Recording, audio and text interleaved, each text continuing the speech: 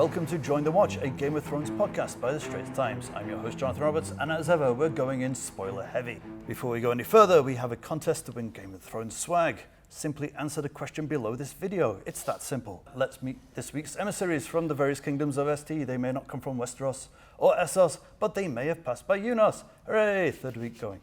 I am joined by Sakthivel, GenYa, Olivia Ho, and Hairianto Diman. Hello. Hello. Hi. Okay, what a change. The Avengers may have Endgame, but Game of Thrones has the game changer. 4 major deaths. We raise a glass to Jorah Mormont, Lyanna Mormont, Theon Greyjoy, Beric Dondarrion, Ed of the Night Watch, and Melisandre the Red Woman. But the greatest of these deaths was... Lyanna Mormont. I think we agree with Lyanna Mormont. It was the smallest warrior taking on the largest warrior. She died battling a giant. So I have got to say that I don't think any of us saw that coming. Lyanna's been such a fan favorite, personal queen of my heart. Yes, love her. And we didn't see also last week, right? That we didn't list her as one of our. We did No. not. No, we did not. Right, Well, right. there was a small foreshadowing where she and Jorah basically said, Jorah was like the future of our house. Right. And she was like, I'm not gonna stand around while my men fight for me. And then now House Mormont is gone. So Completely. What a way to go, though. what a way to go! Yeah, exactly. You know, she was almost out for the count. She ran screaming at the giant, picked her up, crushed her to bits. Yeah. and She then- was crushed. Like she was Yeah. actually crushed when she stabbed him in the I eye. feel the screaming was unnecessary. If she had just snuck up. she needed She's to- little. She's Some about- decorum on the Okay, okay. battlefield, She's please. 4 feet tall. But she needed to needed to psych be picked herself up. up. She No needed to be need. picked up to stab him in the face. No need, stab it in the toe lah, all the same. the toe wouldn't kill him. Yeah, 100%. No, this is magic. This is magic. I've You had use enough of you. the special dagger, stab it anywhere. Okay. Well, I Oh, but think that- maybe she was going for the toe, but the giant did pick her up. yeah. Because you're And- screaming. And the thing is, I think it's a lot more. I don't know. It's quite nice to kind of like, because the ending scene was the eye, like, right Yeah. before, and then you see the blueness of the eye, and then bam, she went Yeah. for it. So I thought it was nice. And It was very nice. briefly, Tel- she had television blue eyes show lah. too. Kan. Yes, it was 82 minutes of heart-stopping moments. I heard lots of screaming from these guys. I was watching it in another room, and the screams coming through the wall were epic. Every character seemed close to death, including the dragons. Oh, As soon as those Dothraki swords went out, it looked like all was lost. But one death did stand out. It was the Night King. An amazing moment, one that had been also foreshadowed in many ways.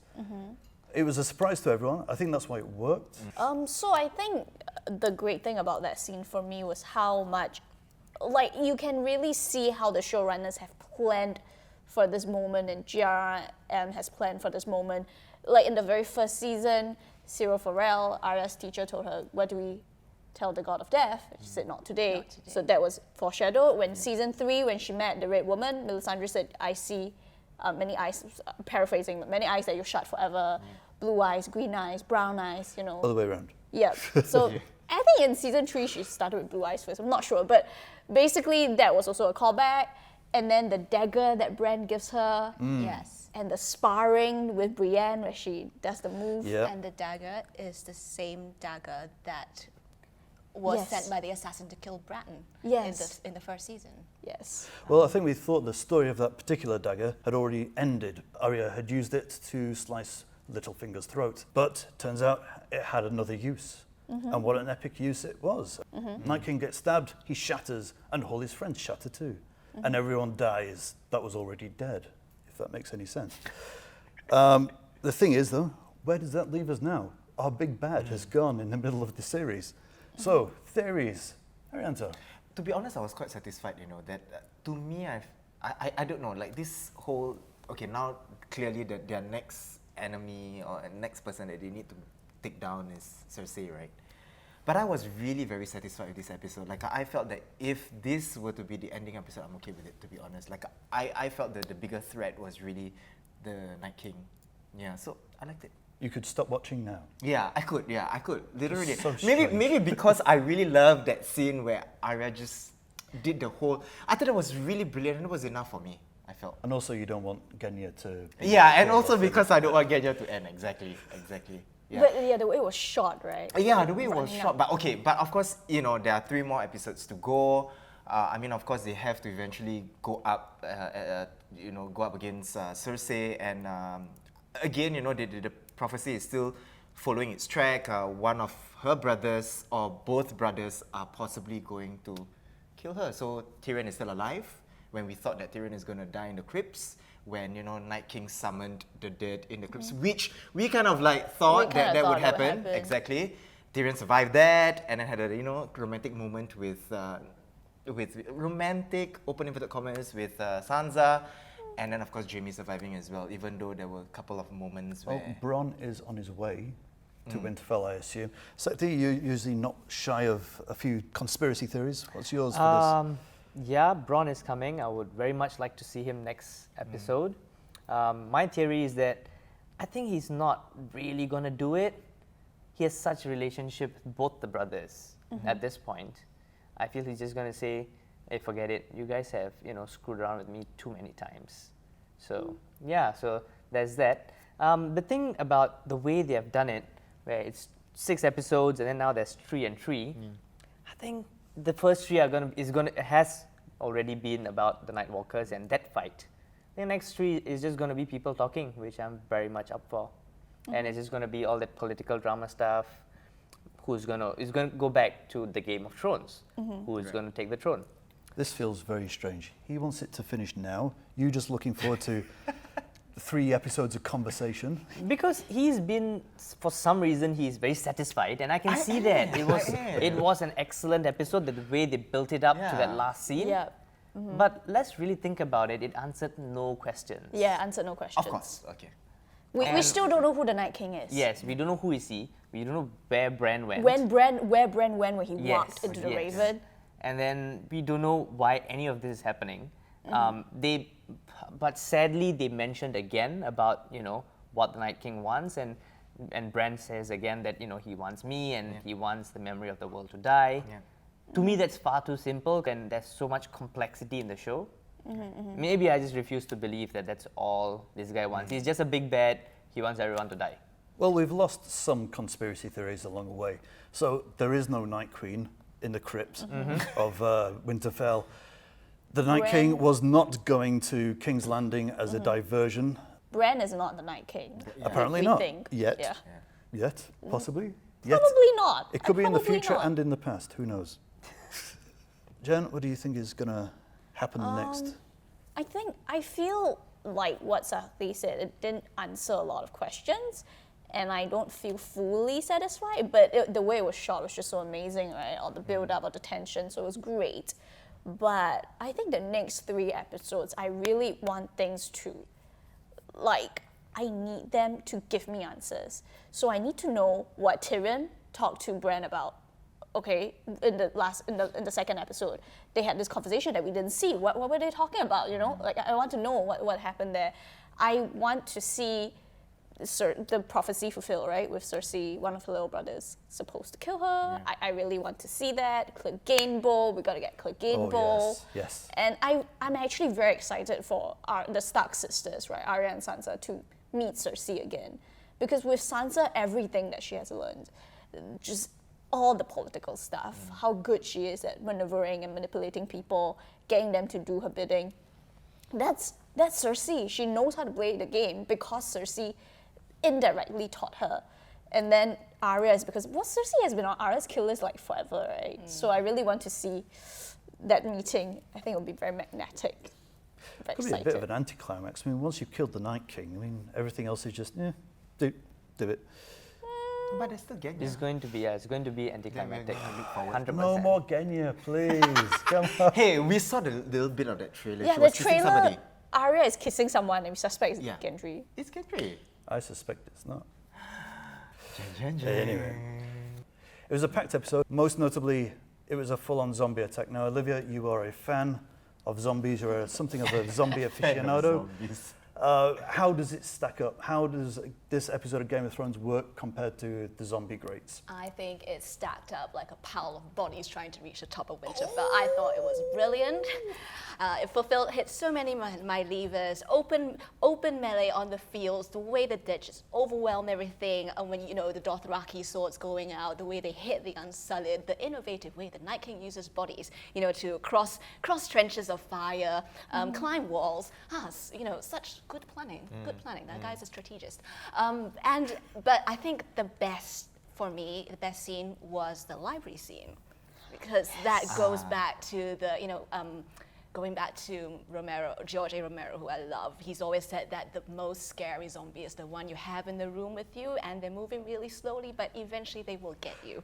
And the Arya just slipping between the shelves, and you see the whites moving up the corridors. Is the next one going to be in the next aisle? And the moment when I think she's lying under the table and one of them gets down to look at it, I think I broke a nail.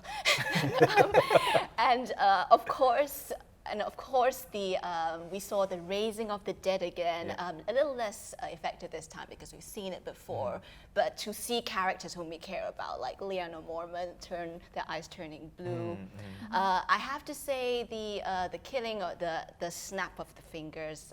Thanos like killing everyone at the end where the Night King goes down. That was a little sudden for me. I see why it had to happen, and I'm still very satisfied that it was Arya who delivered the killing blow.